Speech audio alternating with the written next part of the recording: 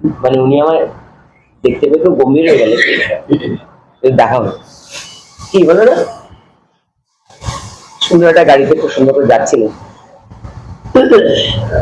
এরকম আমাদের কার্যকর্তারা এটাও জানিয়েছে যে এখানকার কোনো অফিসার আছেন সোনারপুরে, দাসবাবু বলে কেউ আছেন বুঝি, জানি না।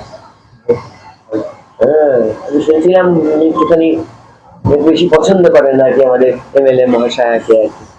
ঠিক আছে, হতেই পারে, স্পেশালি পছন্দ করেন। কিন্তু সোনারপুরের দক্ষিণের এই প্রবলেম গুলো যদি আমাদের চার্জশিটে পেশ আছে, সেটা হচ্ছে যে 9, 10, 13, 14, 15, 16, 25, 17, 26 এখানে এটা জলের তলায় চলে যায় সামান্য বৃষ্টি হলে। আমি তার সঙ্গে 25টা অ্যাড করে দেবো, কারণ ওটা আমার পাড়া, সারা জীবনের কমপ্লেন।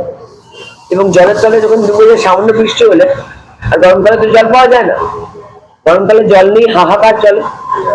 আর একটু সামান্য দুদিনে 2 পয়সা বৃষ্টি হলে ড্রেনের জলগুলো রাস্তায় উঠে লোকের ঘরে চলে যায়। সোনারপুরে এই যে কয়েকটা মাত্র জায়গা, দক্ষিণের কয়েকটা মাত্র জায়গা এবং টোটাল বারুইপুর অব্দি, ওই আমাদের এম বাইপাসটা দিয়ে আমরা মোটামুটি বেঁচে আছি সেন্ট্রাল গভর্নমেন্টের।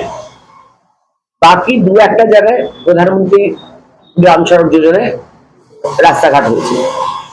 তাছাড়া বাকি কোথাও আপনি বাইকে করে যদি যান, জীবনটা হাতে নিয়ে চলাফেরা করতে হবে, হাঁটতে গেলে তো পা মুচকে পড়েই যাবে।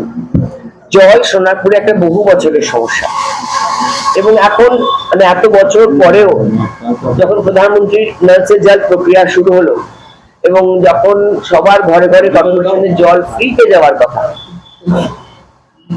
তার জন্য 200-250 টাকা করে সব যাকে যেখানে পাচ্ছে কম পাচ্ছে, কথা কত নিচ্ছে, 200-250,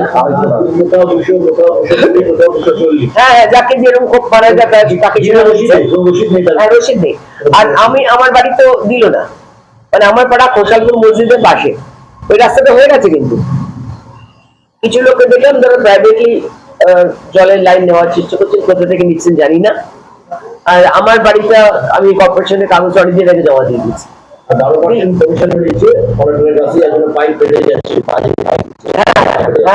আমি খবর পেয়েছি, টাকা তো নিচ্ছেই, তাদের মেটেরিয়াল খারাপ দিচ্ছে, পাইপ ফেটে যাচ্ছে, এবং এটা টোটাই হওয়ার কথা না। বাট এই এত তোলাবাজি যদি অভ্যেস হয়ে গিয়ে থাকে তাহলে তো ভয়ানক মুশকিল, মানুষ কি করে বাঁচবে।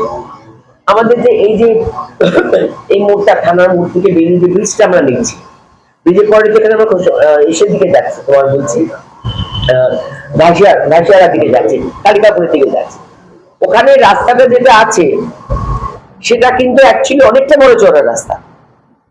ওখানে কিছু আবাসনে আমি কথা বলছিলাম ওদের সঙ্গে, রাস্তাটা কিন্তু অ্যাকচুয়ালি অনেকটা চড়া রাস্তা হতে পারে, রাস্তাটা চড়া রাস্তা করেনি। ওই রাস্তাটা কিন্তু খুব স্পেশালি ভালো করে করতে পারা যেত, করেনি। এবার প্রত্যেকটা কাজে যদি একটা বিশেষ উদ্দেশ্য থাকে, টাকা তোলা। আরেকটা আমি কথা বলি, আপনারা নিশ্চয়ই সবাই জানেন, এখানে সবাই এটা নিয়ে আমরা বহুবার দেখেছেন, আমি নিজে দেখেছি, বহু বছর ধরে মানে এই কষ্টটা আমরা সহ্য করেছি। সেটা হচ্ছে এইটুকুটুকু সরু সরু বাইকের রাস্তা,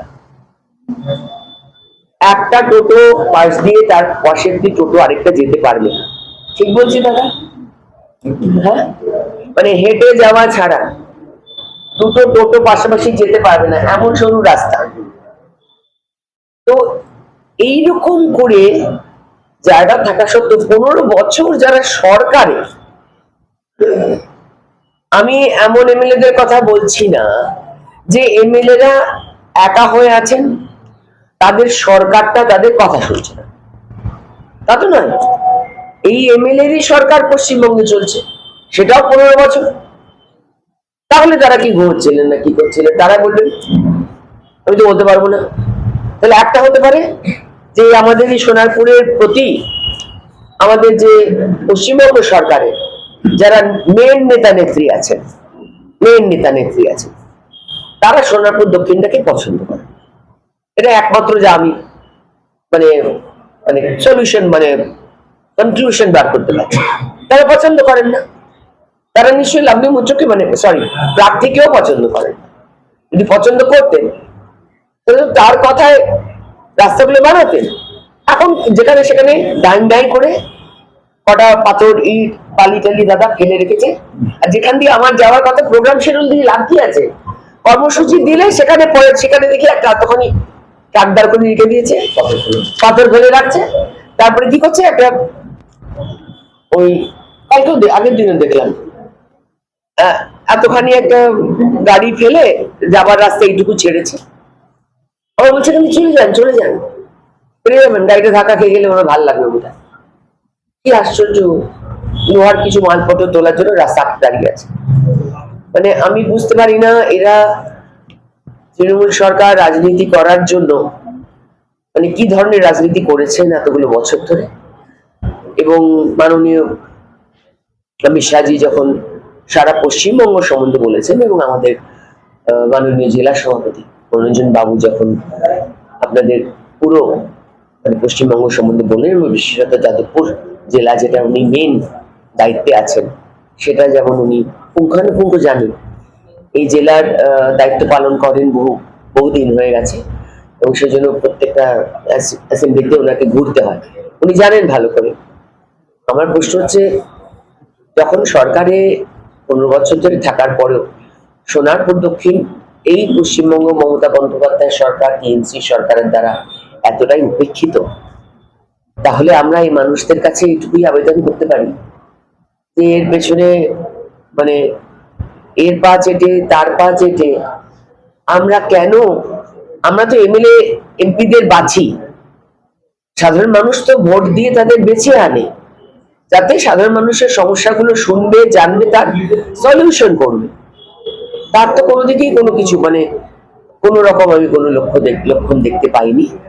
সোনারপুর দক্ষিণে 30 বছর আগে আমার মা যা যা কমপ্লেন করেছে সমস্ত কমপ্লেন আজও বর্তমান। আজ 30 বছর ধরে আমার এখানে বাড়ি 25 নম্বর ওয়ার্ডে খোসালপুর থানা খোসালপুর মসজিদের কাছে একই প্রবলেম। তো তার মানে পশ্চিমবঙ্গ সরকার যারা চালাচ্ছেন কি বলে সময়